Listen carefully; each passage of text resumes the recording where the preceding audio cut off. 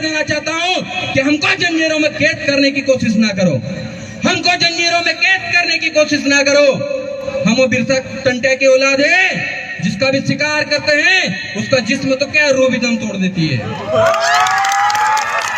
साथियों, आज इस पंडाल में जितने भी साथी मौजूद हैं वो टंटे भील का गाथा स्थापना करने आए हैं ना, करने आए हैं कि नहीं आए? तो आपको टंटे भील की कसम है, जहां खड़े हो वहीं बैठ जाओ और आज की सभा को सुनेंगे। अगर आप टंटे भील के सच्चे वंशज हैं तो आप जहां खड़े हो वहीं पर बैठ जाइए। आज जोवट आलिया भील की और छिटू किराड़ की इस पावन धरती, पावन नगरी को मैं नमन करता हूं। और आज हमारे टंटे भील महानायक राष्ट्र मालिक, जिनका आज यहाँ पे गाथा स्थापित हो रहा है, उनको नमन, हमारे पुरखे खत्रीजों को नमन। और आज महामालिक टंटे भील के वंशज यहाँ पर उपस्थित है, उनको भी मैं क्रांतिकारी जोहार करता हूँ। साथ ही साथ इस धरती के, इस देश के मूल मालिक आप सभी आदिवासी भाइयों बहनों को मेरा क्रांतिकारी जोहार, जिंदाबाद, जय जोहार। साथियों, सभी सिंगर साथी इधर आ जाएं ताकि लोग सुन पाए। साथियों, आज हम लोग, आप लोगों ने जो कार्यक्रम किया है, इस कार्यक्रम के माध्यम से एक ऐसी महान शख्सियत जिन्होंने अंग्रेजों से 35 वर्ष तक हथियारबंद लड़ाई लड़ी थी, और उस लड़ाई का नतीजा ये हुआ कि आप आज नाच गाना देख पा रहे हैं, लेकिन उनको सुनने वाले लोग देख नहीं रहे। ये बड़ी दुख की बात है। आपको जो संस्कृति दी है, हमारे पुरखों ने दी है, उन पुरखों के विचारों को भी सुनना चाहिए। मैं मानता हूं कि हमारी संस्कृति में नाच गाना भी है, लेकिन उसके साथ साथ इस समाज को बचाने के लिए जो बात करते हैं, जो हमारे बाहर दूर दूर से वक्ता आए हैं, उनको भी सुनने की जरूरत है। अगर आज आप इन वक्ताओं जो बाहर राजस्थान से आए, महाराष्ट्र से आए, इनको नहीं सुनेंगे तो हो सकता है आने वाली पीढ़ी में, आने वाले 10 साल में नाचने कूदने के लिए स्टेज भी नहीं बचेगा, ना नाचने कूदने के लिए आदिवासी भी नहीं बचेंगे। थोड़ा सा समाज के लिए भी सोचिए और समाज के वैचारिक योद्धाओं को सुनने की कोशिश कीजिए। आज जिस पुरखे के गाथा को जोवट में स्थापित किया है, एक बार इस आयोजन करता टीम के लिए बहुत जोरदार तालियां बजाइए, क्योंकि इस टीम ने वो मुकाम काम किया है जो आज तक कोई नहीं कर पाया। और आप देखिए कि अब जगह जगह पे टंटे भील, बिरसा मुंडा, ख्वाजा नायक के गाते बैठना स्टार्ट हो गए हैं। अब हमारे पुरखों की विचारधारा लोगों तक जाने पे मजबूर हो गई है। सरकारों को भी टंटे भील, बिरसा मुंडा को याद करना पड़ रहा है। ये आप लोगों की वैचारिक क्रांति है, ये जयस, ये आदिवासी परिवार, ये भील प्रदेश की वैचारिक क्रांति है, जिसके कारण सरकारें झुकी हैं और टंटे भील, बिरसा मुंडा को याद करने लगे हैं। अब जो समय है वो समय आदिवासियों के अस्तित्व, अस्मिता और उसके संवैधानिक हक अधिकारों को बचाने का समय है। हम हर परिस्थिति में हमको लड़ना आना चाहिए। जहाँ खुशी होगी वहाँ नाचेंगे भी, और जहाँ लड़ने की नौबत आएगी वहाँ पे डट के खड़े भी रहेंगे। यह भी होना चाहिए आदिवासियों में। अभी जिस प्रकार जो हमारे सिंगर है, जो गाने गा रहे थे या बना रहे थे, उनके लिए भी एक बार जोरदार तालियां। और जो सिंगर यहाँ पर मौजूद है और जो गायक कलाकार यहाँ नहीं आए, उनसे एक निवेदन भी है कि आप अच्छे अच्छे गाने बनाइए, स्वागत है, लेकिन समाज को बदनाम करने के गाने कभी मत बनाइएगा, नहीं तो समाज फिर आपको छोड़ेगा नहीं। आपके गानों में समाज का कहीं भी बदनामी नहीं होना चाहिए। क्योंकि जिस समाज से आप आते हैं, जिस समाज ने आपको बड़ा बनाया है, उस समाज की कदर करना सीख जाइए। बीच में कुछ गाने आए थे, ऐसे गाने थे जिससे आदिवासी समाज बदनाम हो रहा था। आपने भी सुना होंगे, हमको भी दुख होता था कि यार हमारे जो गायक कलाकार हैं कैसे गाने बना रहे हैं, लेकिन अभी अच्छे गाने बना रहे हैं, इसलिए उनका जोरदार तालियों से स्वागत एक बार पुनः। और आगे ध्यान रखेंगे, ये मेरा निवेदन है। आजकल आपको पता है क्या हो रहा है? आजकल आदिवासियों को धर्म के नाम पे बहलाया जा रहा है। आज हमारा आदमी जो आदिवासी है, आदिवासी की पैदाइश है, वो आदिवासी बाप की संपत्ति में हक चाहता है, लेकिन गुणगान दूसरे के धर्म, दूसरे के संस्कृति के करता है। ये दुख का विषय है, ये नहीं होना चाहिए। अभी मेरे से पूर्ववक्ता कोमल धोपिया जी ने, सीमा दीदी ने कहा और मांगी लाल दादा ने कहा कि जिस प्रकार आदिवासियों को संस्कृति और आदिवासियों के अधिकार खत्म करने की साजिश रची जा रही है, उससे हमको बचना है, उसको हमको बचाना है। जिस पैसा एक्ट की बात हो रही थी अभी, आपको पता है पैसा एक्ट के नाम पे आपको लॉलीपॉप थमा दिया गया है। आपकी ग्राम सभा जो रूढ़िगत ग्राम सभा थी, अनुच्छेद 13(3) के तहत जो संविधान 1949-50 में बना, उससे पहले 1935 से जो हमारे 1911 से रूढ़िगत ग्राम सभा चली आ रही थी, वो इस पैसा एक्ट ग्राम सभा से भी कहीं पावरफुल है। उसके प्रावधान को, उसके द्वारा नियम बनाए गए कानून को कोई भी सुप्रीम कोर्ट या सरकार नकार नहीं सकती, इतना पावर था। उसी ग्राम सभा को खत्म करने के लिए आपको पैसा एक्ट का झुंझुना थमा दिया गया, और हम खुश हो रहे हैं कि पैसा एक्ट आ गया, हमारे अधिकार बच जाएंगे। पैसा एक्ट में तो ये भी लिखा हुआ था ना कि पैसा एक्ट की अनुमति, जो ग्राम सभा होगी उसकी अनुमति के बगैर एक भी आदिवासी को गिरफ्तार नहीं किया जाएगा। ऐसा हो रहा है क्या? नहीं हो रहा ना। आप जब भी कुछ होता है, बगैर पैसा एक्ट ग्राम सभा की अनुमति के गिरफ्तारी भी कर ली जाती है, एफआईआर भी दर्ज कर ली जाती है। तो कैसा है पैसा एक्ट? उस पैसा एक्ट का उल्लंघन उसी 15 नवंबर को रतलाम में कर दिया गया, जब हमारे साथी निवेश क्षेत्र का विरोध कर रहे थे। तो हमारे साथियों को 70 दिनों तक जेल में बंद रखा और 70 दिनों बाद छोड़ा, लेकिन सरकारें उनको भी ज्यादा दिन तक कैद नहीं कर पाई। इसलिए उन सरकार से कह देना चाहता हूँ कि हमको जंजीरों में कैद करने की कोशिश ना करो, हमको जंजीरों में कैद करने की कोशिश ना करो। हम वो बिरसा टंटे की औलाद है, जिसका भी शिकार करते हैं उसका जिस्म तो क्या रूह भी दम तोड़ देती है।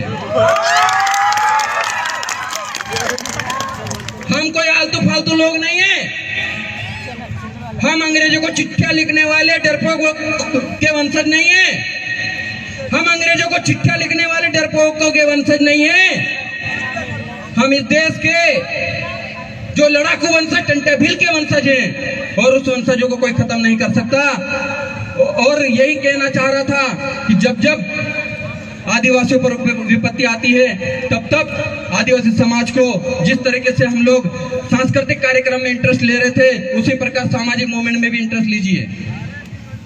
समाज के हर व्यक्ति की जिम्मेदारी है, जो समाज के सर्टिफिकेट पे कहीं ना कहीं लाभ लिया है, वो समाज के लिए काम करे। हर उस शख्स की जिम्मेदारी है जो समाज के सर्टिफिकेट पे या तो नौकरी लगे हैं या किसी भी चीज का लाभ लिया, वो समाज के लिए काम करे। लेकिन ऐसा होता नहीं है।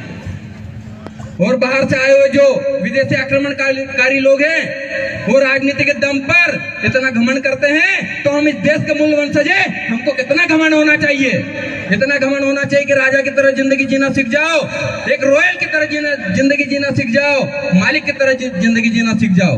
मांगू दादा ने कहा कि 5 जनवरी 2011 सुप्रीम कोर्ट का जजमेंट, वो जजमेंट में कहा कि देश का 8% आदिवासी देश का मूल मालिक है, लेकिन उसके साथ यहाँ की सरकारें मालिकों जैसा व्यवहार नहीं करती है। वो इसलिए नहीं करती है क्योंकि हम संविधान के आर्टिकल नहीं पढ़ते, हम संविधान में मौजूद हमारे अधिकार नहीं पढ़ते। जब डीजे बजता है तब नाचने जरूर चले जाते हैं। दोनों चीजें साथ साथ, नाचना भी साथ में, अधिकारों की लड़ाई भी साथ साथ में। हमारा क्षेत्र 5वां अनुसूचित क्षेत्र है, यहाँ पर 5वां अनुसूची के प्रावधान लागू होते हैं। आपको पता है कि लद्दाख में जहां पर सोनम वांगचुक, किस किसने 3 इडियट मूवी देखी है? 3 इडियट पिक्चर किस किसने देखी है? उसमें एक किरदार है जो आमिर खान जिसका रोल करता है, उसका नाम फुनसुक वांगडू बोलते हैं। क्या बोलते हैं? फुनसुक वांगडू। उसका जो ओरिजिनल नाम है कौन है पता है आपको? लद्दाख का एक सोशल एक्टिविस्ट है सोनम वांगचुक, जो वहाँ का आदिवासी है, वहाँ 6ठी अनुसूची के लिए आंदोलन चला रहा है और बहुत बड़ी तादाद में आंदोलन चला रहा है। वैसा आंदोलन उनको यहाँ चलाने की जरूरत है। देश और दुनिया में आदिवासी सताए जा रहे हैं तो वो लोग आंदोलन करते हैं, वो लोग सड़कों पे निकलते हैं। एक इतना बड़ा मूवमेंट वहां पे चल रहा है जिसकी आप कल्पना भी नहीं कर सकते।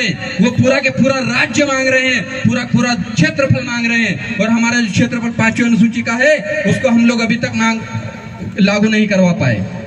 तो हम लोगों को कानून में, संविधान में दिए गए अधिकारों को पढ़ना चाहिए, उसको अमल में लाने के लिए काम करना चाहिए। जिस तरीके से सुप्रीम कोर्ट के जजमेंट है, समता जजमेंट है कि जो जमीन सरकारी है वो जमीन हमारी है। जिस आदिवासी क्षेत्रों में सरकार का जमीन 1 इंच भी जमीन नहीं है, आदिवासी क्षेत्रों में सरकार एक व्यक्ति के समान है। ये जो सारे जजमेंट है, समता जजमेंट है, वेदांता जजमेंट है, ये हमको पढ़ना चाहिए। 5 जनवरी 2011 का जजमेंट पढ़ना चाहिए।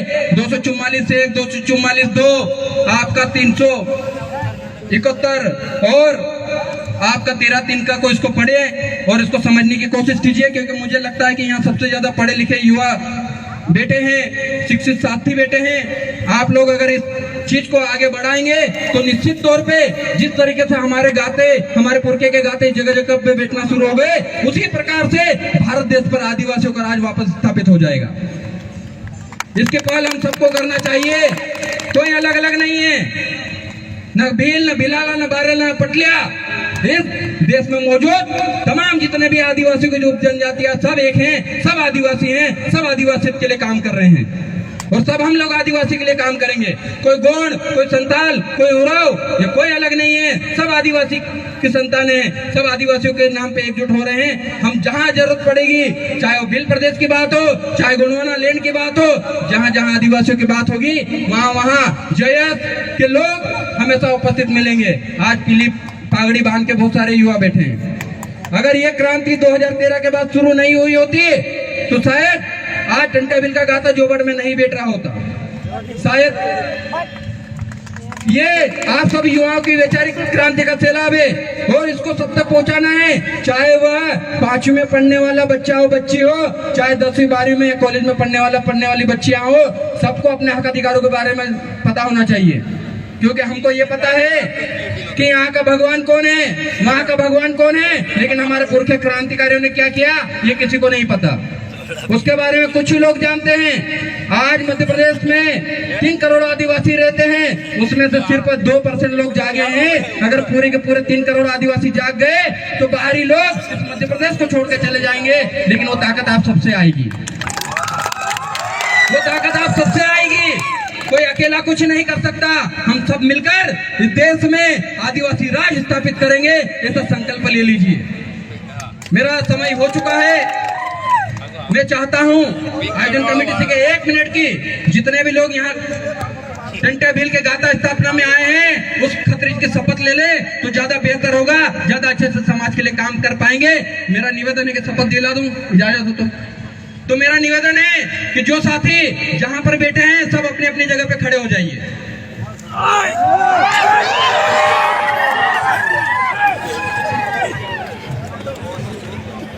सब अपनी अपनी जगह पे खड़े हो जाइए और हम पुरखे की इस प्रकृति की शपथ लेंगे। 1 मिनट का समय लूंगा, ज्यादा नहीं। सब अपने अपने हाथ आगे कर लीजिए और जो मैं बोलूंगा वो आप लोगों को दोहराना है।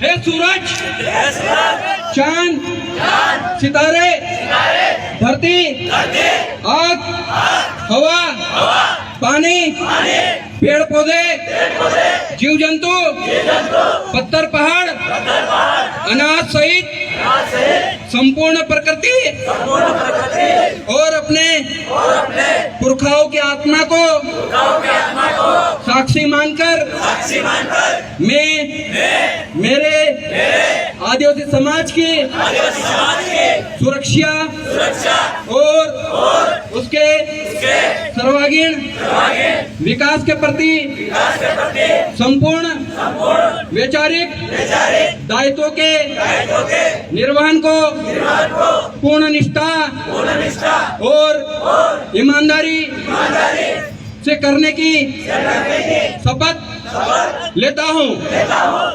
जय जोहार, जय जोहार, जय आदिवासी, जय आदिवासी। जय जोहार का नारा है, भारत देश हमारा है। धन्यवाद। जय जोहार का नारा सभी है। लोग अपनी अपनी जगह पर बैठ जाए।